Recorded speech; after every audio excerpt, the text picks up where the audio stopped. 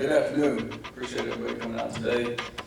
Start off by just thinking about Coach Graham's family and all the players that played for him, and as they go through the service today, the remembrance of him.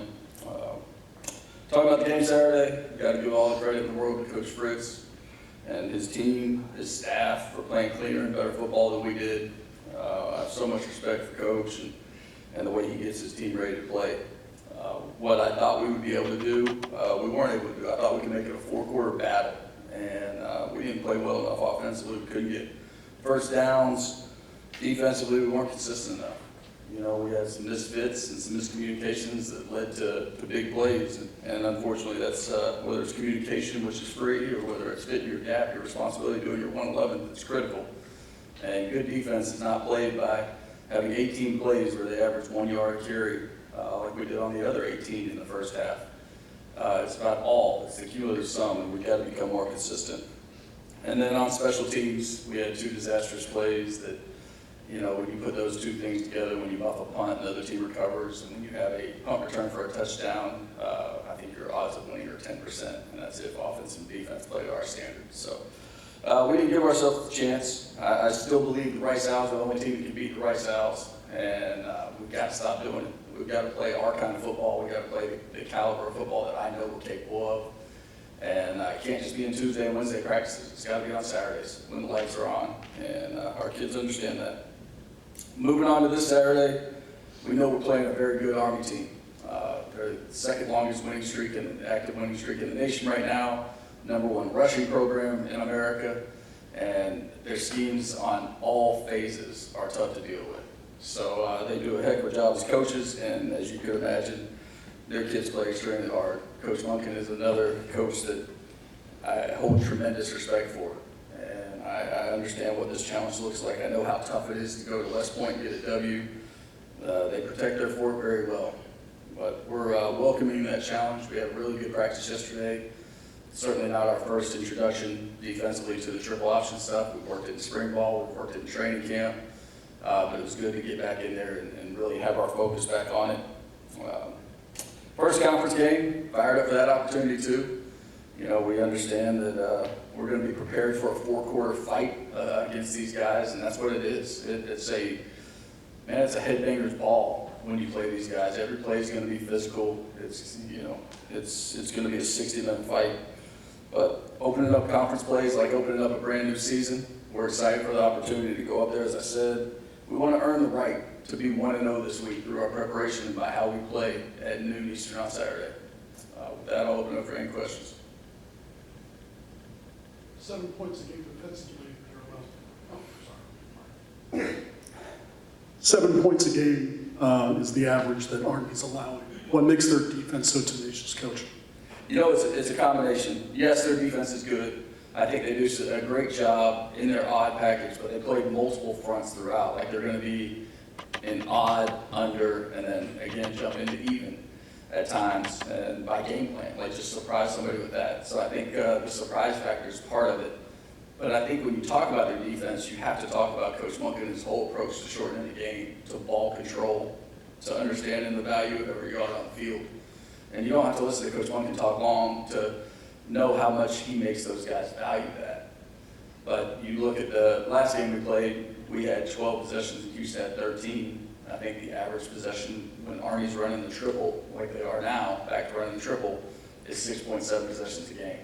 6.7 meaningful possessions a game. Lehigh had 6 possessions in the first game and 53 or 54 plays. So your opportunities are already going to be lower than what they normally are, if you will. And so that's why every third down on both sides of the ball is going to be critical. And as we know, they'll go up for it on 4th and 1 from -10. So it's going to be critical on 3rd and 4th down to get our defense off the field. And we're going to be similarly aggressive, like we have to be. Every drive is gold.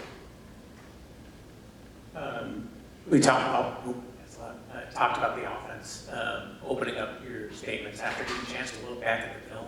Did you see anything that stuck out as things that are quick wins or things that you can tweak this week to hopefully get it going?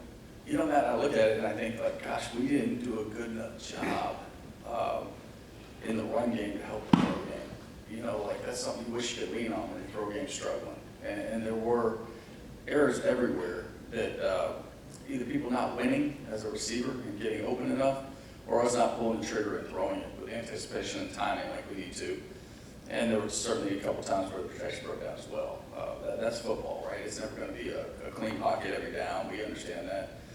We've got to get all those things to work together better. But one thing that I probably didn't understand after the game is how many third and manageables we had in that first half. When you're sitting there at third, 4, 5, 6, like you got to move the sticks more than you don't in those areas. And we weren't able to do it. I mean, as you know, starting out the game without finding a way to get one, it is incredibly frustrating. And you know, again, we tried to lean on the run game at times and run it back to back and see if we could move the sticks that way, or at least get us to a third and incredibly short so we could get to our short yardage goal line.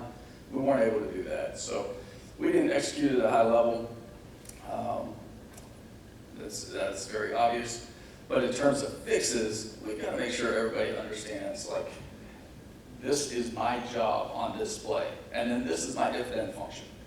Like, I think, like, you've heard it said that people learn in threes, but everybody's mind operates binary. It's a 0 or a 1. And as long as we can get them to that decision point quick enough and understand that we live in a world of fractional seconds, and every decision they make is critical, and they've got to do it 11 at a time, 11 offensive players at a time in unison to make this thing go like we need it to go. And so we're just putting stress on them to do that. We've also probably limited more in terms of what's on the call sheet in the run game and pass game, partly because we want to make sure we're masters of it, and partly because we know we're not going to get 50 base play calls in this game. You know, you're just not. You're probably going to get 20 base runs, 20 base pass calls, and then your short yardage goal line and third downs, red zone plays, etc. So we're as dialed in as we can be with this game plan to give our guys the chance to go out there with confidence and play the way we believe they're capable of. And I did want to ask you on defense, had a couple guys get banged up, circling through guys in the secondary, but that unit, you know, largely played pretty well. What does it say about Brian Smith and the defense that they've just been able to kind of plug and play and keep churning? Yeah, I think especially when you talk about our pass defense, it was exceptional the other night. You know, they had the one screen that went for a big play after we muffed the punt. But other than that, like, it was, we gloved them up pretty good. The other thing that I think is great with what Brian's doing is getting the secondary to trust that when they do their jobs, we're going to get home with our pass rush. And the 14 sacks in 3 games, I guess, is evidence of that. So I'm not sure how much drop back passing there's going to be this week from the Black Knights. So it's a different kind of battle in every way. But there's never a week where discipline probably hurt us in those couple communication and run fits as bad as it did last week. And then you go into this week where discipline is at a premium. Like, if you're not where you're supposed to be, you're done. Like, it is discipline, it is tackling, it is your 111th, your job, and not trying to mow anybody else's lawn. It is trying to do your job. And we've got to have guys who are going to be extremely violent when they're playing in the front. Our linebackers, again, everybody's got to do their job. So to answer your question, I think Brian's doing a great job. I don't know how I transitioned to the differences in this week and last week, but Brian's doing a super job with that defense, and we're a couple plays away right now in the game from saying, man, that's a great defense. And that's what I believe they are. That's what I believe we're capable of, and that's why we're going to keep pushing to it. Hey, Coach, I just saw a tweet where I believe your defense is ranked 4th in the state of Texas, best defenses. That's what, in relation to what he just asked you. Speaking of defenses, you're going up against the military academy. Just you just talked about it, kind of hit on it. Very, very disciplined. Can you speak to that? And always, when you play military academy, you know that's what you're going to get. Oh, yeah.